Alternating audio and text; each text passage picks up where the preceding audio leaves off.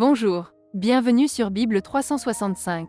Nous sommes contents que vous soyez avec nous aujourd'hui, pour écouter la lecture du livre d'Ézéchiel chapitre 15 à 17. Si vous êtes nouveau, s'il vous plaît abonnez-vous à la chaîne, aimez et partagez-la pour encourager quelqu'un d'autre à écouter la Bible cette année. Bonne écoute. Ézéchiel, chapitre 15. La parole de l'Éternel me fut adressée en ces mots. Fils de l'homme, le bois de la vigne, qu'a-t-il de plus que tout autre bois, le sarment qui est parmi les arbres de la forêt? Prend-on de ce bois pour fabriquer un ouvrage? En tire-t-on une cheville pour y suspendre un objet quelconque? Voici, on le met au feu pour le consumer. Le feu en consume les deux bouts et le milieu brûle. Sera-t-il bon à quelque chose? Voici, lorsqu'il était entier, on n'en faisait aucun ouvrage. Combien moins, lorsque le feu l'a consumé et qu'il est brûlé, en pourra-t-on faire quelque ouvrage? C'est pourquoi ainsi parle le Seigneur, l'Éternel. Comme le bois de la vigne parmi les arbres de la forêt, ce bois que je livre au feu pour le consumer, ainsi je livrerai les habitants de Jérusalem. Je tournerai ma face contre eux. Ils sont sortis du feu, et le feu les consumera. Et vous saurez que je suis l'Éternel, quand je tournerai ma face contre eux. Je ferai du pays un désert, parce qu'ils ont été infidèles, dit le Seigneur, l'Éternel. Ézéchiel, chapitre 16. La parole de l'Éternel me fut adressée en ces mots. Fils de l'homme, fais connaître à Jérusalem ses abominations. Tu diras, ainsi parle le Seigneur, l'Éternel, à Jérusalem. Par ton origine et ta naissance, tu es du pays de Canaan. Ton père était un Amoréen et ta mère une Hétienne.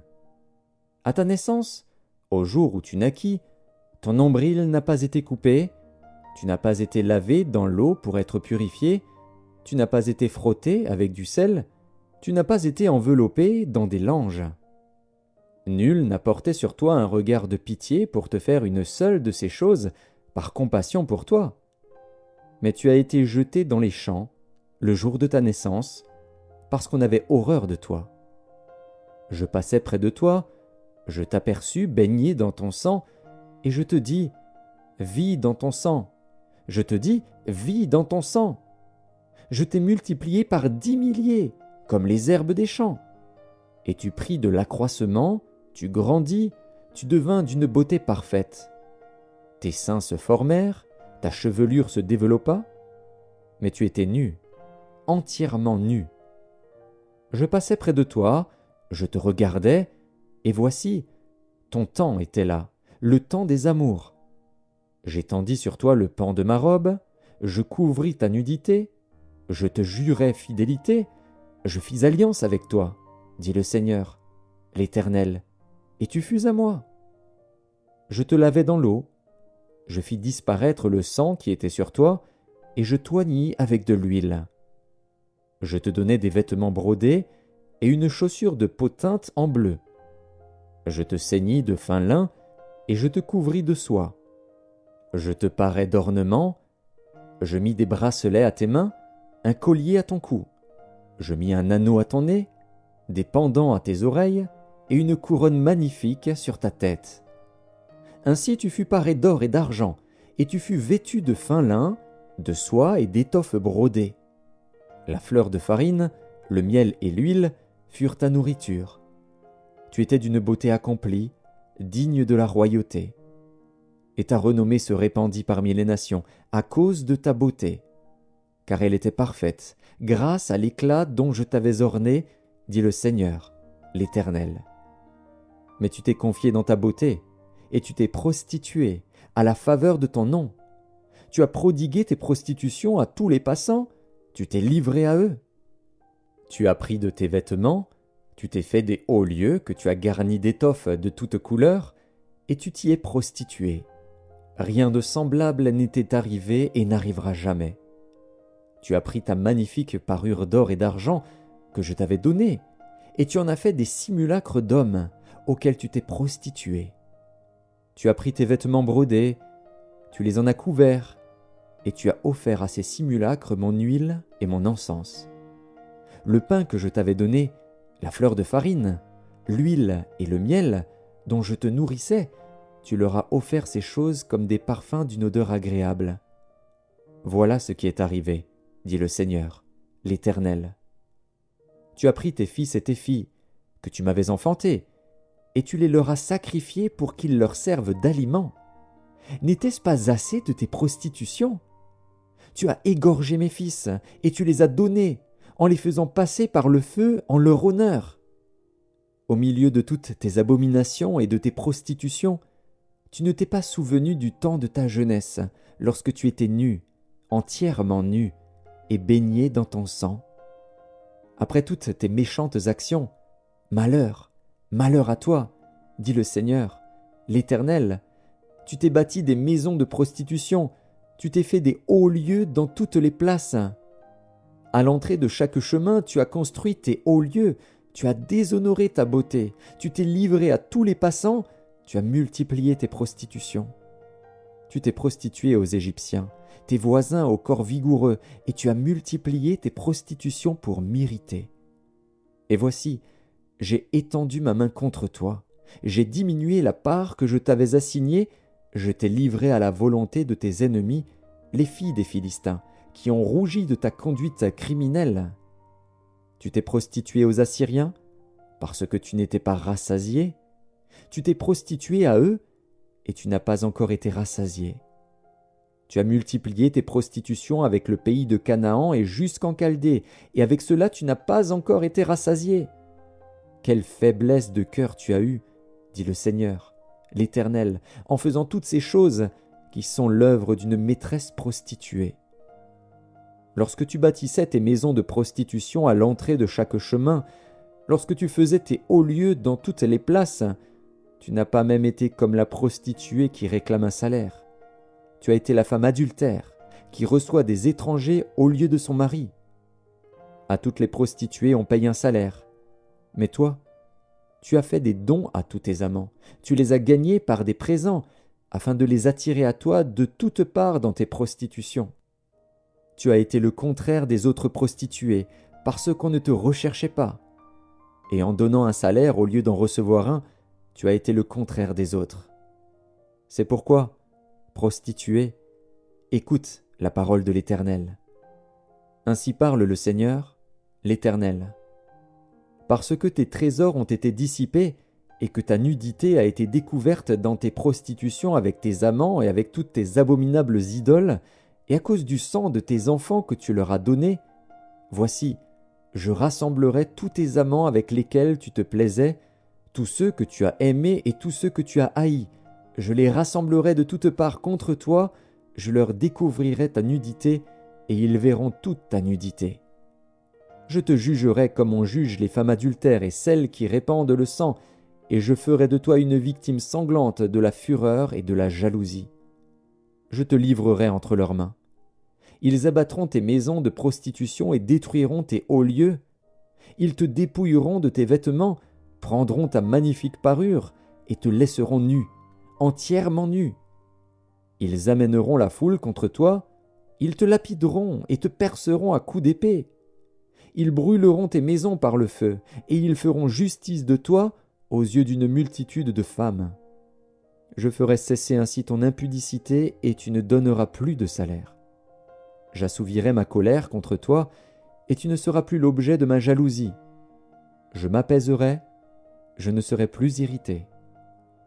Parce que tu ne t'es pas souvenu du temps de ta jeunesse, parce que tu m'as provoqué par toutes ces choses, voici, je ferai retomber ta conduite sur ta tête, dit le Seigneur, l'Éternel, et tu ne commettras plus le crime avec toutes tes abominations. Voici, tous ceux qui disent des proverbes t'appliqueront ce proverbe, telle mère, telle fille. Tu es la fille de ta mère, qui a repoussé son mari et ses enfants. Tu es la sœur de tes sœurs, qui ont repoussé leurs maris et leurs enfants. Votre mère était une Hessienne, et votre père un Amoréen. Ta grande sœur, qui demeure à ta gauche, c'est Samarie avec ses filles. Et ta petite sœur, qui demeure à ta droite, c'est Sodome avec ses filles. Tu n'as pas seulement marché dans leurs voies, commis les mêmes abominations, c'était trop peu. tu as été plus corrompu qu'elle dans toutes tes voies. Je suis vivant, dit le Seigneur, l'Éternel. Sodome, ta sœur, et ses filles n'ont pas fait ce que vous avez fait, toi et tes filles. Voici quel a été le crime de Sodome, ta sœur. Elle avait de l'orgueil, elle vivait dans l'abondance et dans une insouciante sécurité, elle et ses filles, et elle ne soutenait pas la main du malheureux et de l'indigent. Elles sont devenues hautaines, et elles ont commis des abominations devant moi. Je les ai fait disparaître quand j'ai vu cela. Samarie n'a pas commis la moitié de tes péchés. Tes abominations ont été plus nombreuses que les siennes, et tu as justifié tes sœurs par toutes les abominations que tu as faites. Toi qui condamnais tes sœurs, supporte ton opprobre, à cause de tes péchés par lesquels tu t'es rendu plus abominable qu'elles, et qui les font paraître plus justes que toi. Sois confuse, et supporte ton opprobre, puisque tu as justifié tes sœurs. Je ramènerai leurs captifs, les captifs de Sodome et de ses filles, les captifs de Samarie et de ses filles, et tes captifs au milieu des leurs, afin que tu subisses ton opprobre et que tu rougisses de tout ce que tu as fait, en étant pour elles un sujet de consolation. Tes sœurs, Sodome et ses filles, reviendront à leur premier état. Samarie et ses filles reviendront à leur premier état. Et toi et tes filles, vous reviendrez à votre premier état. Ne discourais-tu pas sur ta sœur Sodome, dans le temps de ton orgueil, avant que ta méchanceté soit mise à nu, lorsque tu as reçu les outrages des filles de la Syrie et de tous ses alentours, des filles des Philistins, qui te méprisaient de tous côtés? Tu portes tes crimes et tes abominations, dit l'Éternel. Car ainsi parle le Seigneur, l'Éternel, j'agirai envers toi comme tu as agi, toi qui as méprisé le serment en rompant l'alliance. Mais je me souviendrai de mon alliance avec toi au temps de ta jeunesse, et j'établirai avec toi une alliance éternelle. Tu te souviendras de ta conduite, et tu en auras honte, quand tu recevras tes sœurs, les grandes et les petites. Je te les donnerai pour filles, mais non en vertu de ton alliance. J'établirai mon alliance avec toi, et tu sauras que je suis l'Éternel, afin que tu te souviennes du passé et que tu rougisses, afin que tu n'ouvres plus la bouche et que tu sois confuse, quand je te pardonnerai tout ce que tu as fait, dit le Seigneur, l'Éternel. Ézéchiel, chapitre 17. La parole de l'Éternel me fut adressée en ces mots. Fils de l'homme, propose une énigme, dis une parabole à la maison d'Israël. Tu diras, ainsi parle le Seigneur, l'Éternel. Un grand aigle, aux longues ailes, aux ailes déployées, couvert de plumes de toutes couleurs, vint sur le Liban et enleva la cime d'un cèdre.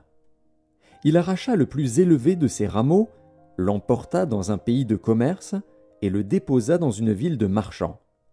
Et il prit un rejeton du pays et le plaça dans un sol fertile. Il le mit près d'une eau abondante et le planta comme un saule. Ce rejeton poussa et devint un cep de vigne étendu, mais de peu d'élévation. Ses rameaux étaient tournés vers l'aigle, et ses racines étaient sous lui. Il devint un cep de vigne, donna des jets, et produisit des branches. Il y avait un autre aigle, grand, aux longues ailes, au plumage épais. Et voici, du parterre où elle était plantée, cette vigne étendit avec avidité ses racines de son côté et dirigea ses rameaux vers lui, afin qu'il l'arrosât. Elle était plantée dans un bon terrain, près d'une eau abondante, de manière à produire des branches et à porter du fruit, à devenir une vigne magnifique. Dis, ainsi parle le Seigneur, l'Éternel.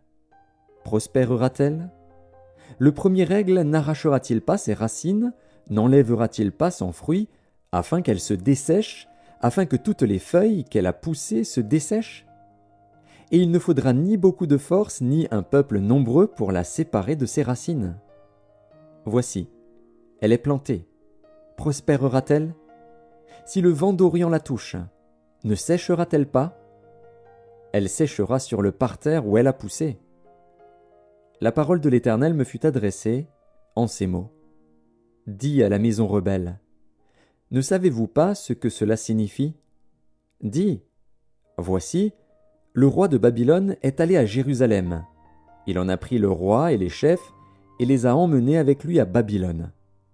Il a choisi un membre de la race royale, a traité alliance avec lui et lui a fait prêter serment, et il a emmené les grands du pays, afin que le royaume fût tenu dans l'abaissement sans pouvoir s'élever, et qu'il gardât son alliance en y demeurant fidèle. Mais il s'est révolté contre lui, en envoyant ses messagers en Égypte pour qu'elle lui donnât des chevaux et un grand nombre d'hommes. Celui qui a fait de telles choses réussira-t-il? Échappera-t-il? Il a rompu l'alliance, et il échapperait. Je suis vivant, dit le Seigneur, l'Éternel. C'est dans le pays du roi qu'il a fait régner, envers qui il a violé son serment et dont il a rompu l'alliance, c'est près de lui, au milieu de Babylone, qu'il mourra. Pharaon n'ira pas avec une grande armée et un peuple nombreux le secourir pendant la guerre, lorsqu'on élèvera des terrasses et qu'on fera des retranchements pour exterminer une multitude d'âmes. Il a méprisé le serment, il a rompu l'alliance. Il avait donné sa main, et il a fait tout cela. Il n'échappera pas. C'est pourquoi ainsi parle le Seigneur, l'Éternel. Je suis vivant. C'est le serment fait en mon nom qu'il a méprisé. C'est mon alliance qu'il a rompue. Je ferai retomber cela sur sa tête. J'étendrai mon retz sur lui, et il sera pris dans mon filet. Je l'emmènerai à Babylone, et là je plaiderai avec lui sur sa perfidie à mon égard. Tous les fuyards de toutes ces troupes tomberont par l'épée, et ceux qui resteront seront dispersés à tous les vents. Et vous saurez que moi, l'Éternel, j'ai parlé. Ainsi parle le Seigneur, l'Éternel. J'enlèverai, moi, la cime d'un grand cèdre, et je la placerai. J'arracherai du sommet de ses branches un tendre rameau, et je le planterai sur une montagne haute et élevée. Je le planterai sur une haute montagne d'Israël. Il produira des branches et portera du fruit. Il deviendra un cèdre magnifique. Les oiseaux de toute espèce reposeront sous lui. Tout ce qui a des ailes reposera sous l'ombre de ses rameaux. Et tous les arbres des champs sauront que moi, l'Éternel, j'ai abaissé l'arbre qui s'élevait et élevé l'arbre qui était abaissé, que j'ai desséché l'arbre vert et fait verdir l'arbre sec. Moi, l'Éternel, j'ai parlé, et j'agirai.